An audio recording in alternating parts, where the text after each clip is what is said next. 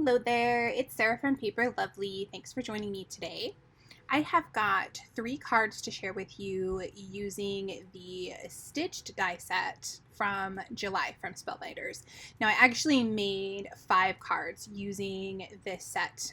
These first 3 I'm going to share with you today are keeping it pretty straightforward, just a different twist on the die set. And then tomorrow I will have 2 cards for you where I have mixed it up a bit using some of the different elements from this set. So this first one here, I have taken the back panel that's die cut and I went through all of the little stars and I did a French knot in the center of those. Yes, I am crazy. So I had this idea in my head and I thought I just have to try it out. It took me quite some time, but I really am in love with the finished card. For me, this was well worth the time that it took me. Would I be able to do this and mail this out to everyone on my Christmas list? No, but I love the texture and the look that this gives. So I have also gone ahead here and cut out and stitched the snowflake as well as the center, and there I am using some pop dots in the middle portion, and then I'm going to use some art glitter glue on the ends of each of the snowflakes. So it's giving me kind of a domed look as I place this on the top of my card panel here. I should let you know the colors I'm using. So all of the cards are going to have a mix of the colors. From Stamp Market, it is Cheeky. From MFT, Wild Cherry and Cement Gray. And from Paper Tray Ink, Soft Stone. Of course, I'm also using in there some of my Neenah cardstock, wherever you will see the white. So there I have got all of those little ends of my snowflake, or the tips of them, glued flat down onto the card base. And I'm going to pop up this little center, not sure what we want to call that. It's kind of a hexagon, kind of a curved hexagon. And I popped that up with some sticky thumb dots. For the inside, as always, using my Neenah paper, and I'll add some ATG and press that into place. All of these I have left without sentiments. Again, I'm not sure who I'm going to send these to, so I'm just going to wait and decide what stamp set I want to use once I am closer to mailing this out. Quick, simple, and that is going to complete card number 1.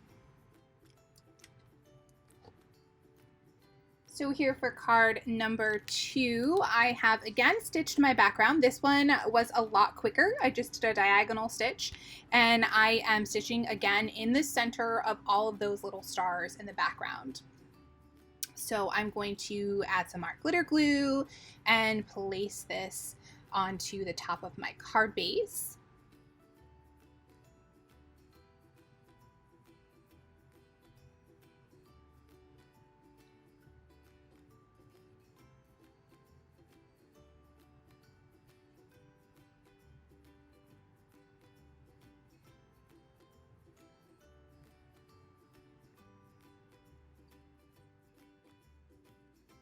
Just using my bone folder there to make sure that's down nice and flat.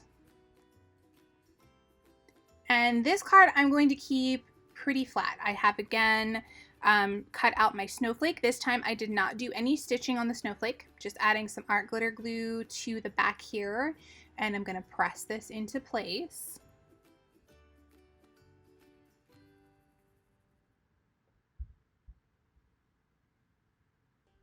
This card has some more of a masculine feel, I think probably because it doesn't have as much pink and it has the most gray of all of the cards, but I do really like this one. And then I did go ahead and stitch on that centerpiece there, just doing a gray on gray tone. And again, I'm not going to pop that up, added some art glitter glue to the back, and I'm just going to use my stamp block there to make sure that that is nice and tight. I will add some ATG to the back of my Neenah paper panel and place that on the inside. And that will complete card number 2.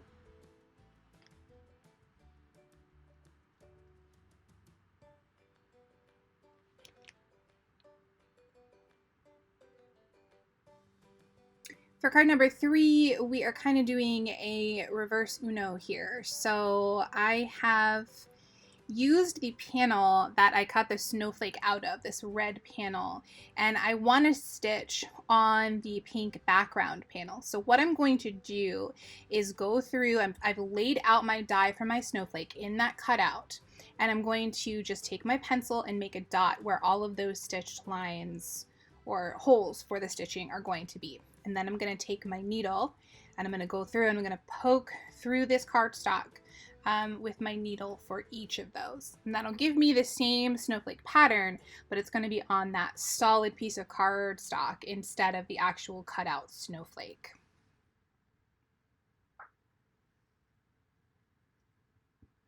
And there you can see all of those little holes that I have punched. And now, of course, I'm going to go ahead and stitch that. And I am stitching this the exact same way that I would on the snowflake, following the exact same pattern. I'm going to show you a little bit of that here. And I will list for you on my blog post what colors of the thread that I'm using. I have a thread box that I got from Amazon. So these colors I don't think match up with any of the DMC numbers. But in case you have the same box or want to get the same box, I will have that linked for you. And I will also list on the blog post which colors I'm using for everything.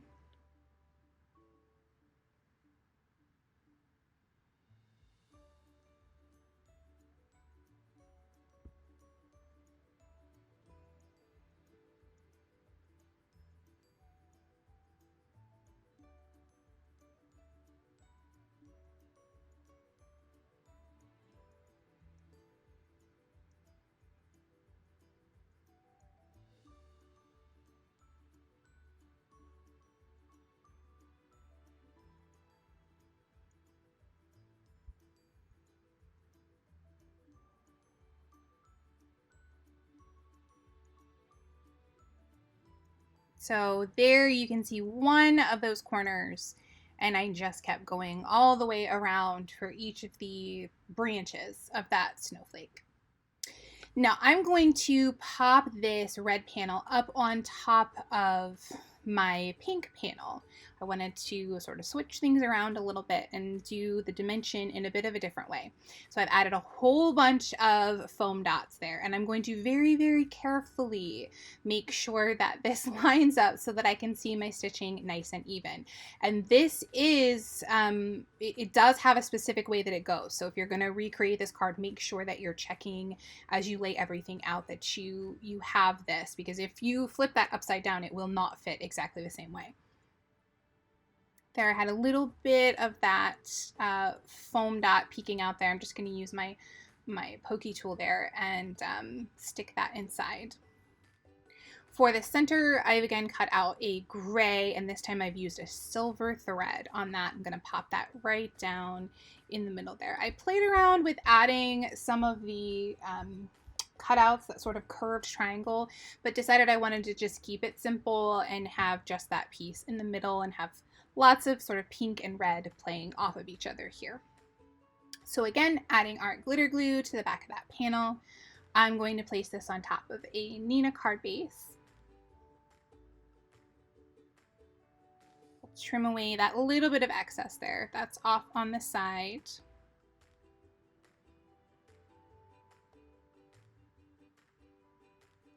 Again, adding some ATG to my Nina paper panel, and I will place that on the inside of the card base. And that will complete our third and final card for today. Again, I will have 2 more cards for you tomorrow. We're going to switch things up even more, use some of the elements in this to create some different looking cards. I'm going to end here with a few close-ups of these finished cards. In the description box below, you'll find a link to my blog post, which has additional photos as well as links to the supplies I've used. If you enjoyed the video, please leave me a comment or a thumbs up and subscribe for more. Thanks again for watching, and I'll see you in the next video.